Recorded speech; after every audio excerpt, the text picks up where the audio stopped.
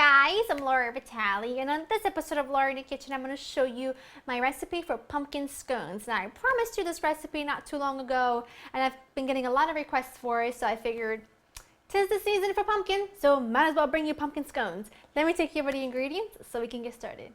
You'll need all-purpose flour, pumpkin pie spice, salt, baking powder, baking soda, granulated sugar, brown sugar, an egg, cold butter that's been cut into pieces. This is unsalted, of course.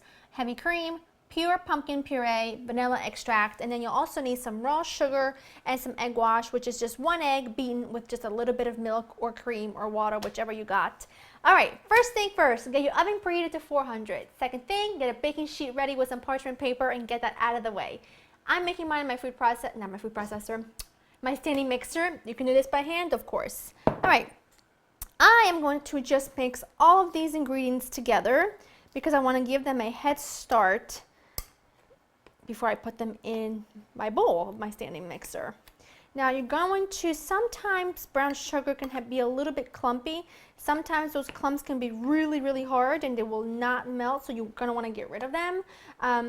Mine just, out of my container, it's soft, but it clumps up a little bit. So just take your time with your spoon, and if you feel like you've got any of the little hard clumps back there, just kind of mash them up with the back of your spoon. I'm gonna put my dry ingredients right in there. I got my paddle attachment on, and now I'm going to put in my butter. It's really, really important that your butter and your cream and pumpkin and even your egg, everything must be really, really cold, because that is going to attribute to really flaky scones, which in my opinion, if a scone is not flaky, it's not good. So make sure you keep that in the fridge until the very last minute. I'm going to just mix this up until I have kind of broken the butter throughout the flour, and it's in tiny little small pieces, and I'll show you what it looks like when it's there. Now while that keeps going, I'm going to mix together my egg, heavy cream, and pumpkin puree. Now obviously, I made up a couple of my own words there. I meant to say contribute, but when you're around food, you lose your own sense of anything, really. And make things up as you go along. A splash of vanilla, and mix these together with your fork just to kind of combine everything. The butter's doing great there. It's all broken up nicely. This is going to be perfectly ready by the time I am ready to pour it into my dry ingredients. That looks good. You can see the butter is in little tiny pieces, some bigger pieces. It's perfect. Take your egg and pumpkin mixture and put that right in there. Don't leave anything behind if you can help it. This is a little bit tricky to do, but I managed. Okay, lift this up and combine this until everything is well mixed. That looks good. Now what I'm going to do is just I have floured my surface really well because this is a little bit sticky, but that's okay. That's to be expected. Just take everything off of your attachment and then pretty much dump that all on there. Oh, it smells so good. It almost smells like there's molasses in here, but there isn't. Well, there is brown sugar, which there's a little bit of molasses in that.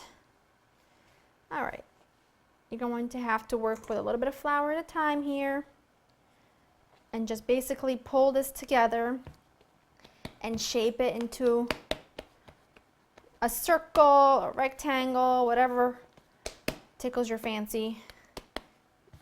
Just make sure you keep it moving and keep shaking off the excess flour. And I'm just going to press down until it's about 3/4 of an inch thick.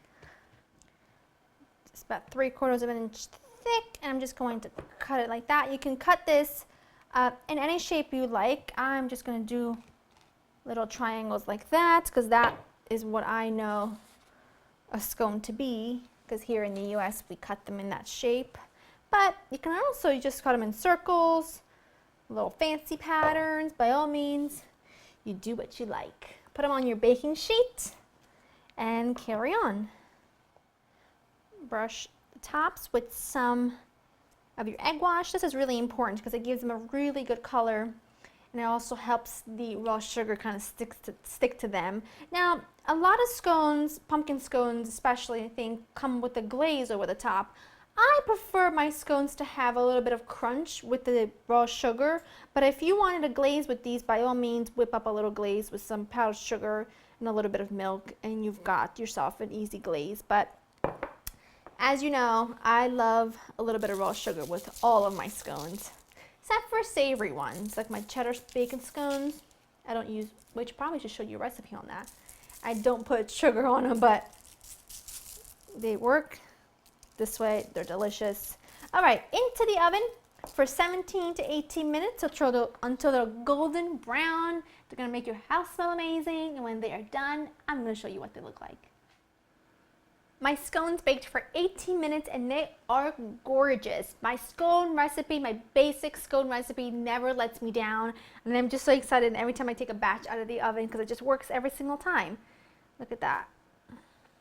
Look at that. You could see those little pockets there. Those were created by that cold butter. So it's flaky, it's crispy on top. Delicious.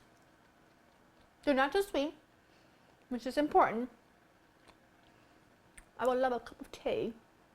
It would be perfect with this. These would be absolutely fantastic to serve to your guests. If you have guests stay overnight, say for Thanksgiving or whatnot, wake up, make a batch of these really quickly. You can make the dough the night before, pop it in the fridge, and then let it sit out for about 20 minutes to kind of thaw a little bit, and be a little bit more pliable for you to roll them out, and then just bake them in the morning, last minute. You will have your home smell incredible, and your guests are gonna be like, did you just serve me homemade scones like that? And you can say, I sure did. The recipes on laurainthekitchen.com. They're great for anything you've got going on this time of year. I hope you've enjoyed spending time with me, and I will see you next time. Bye-bye.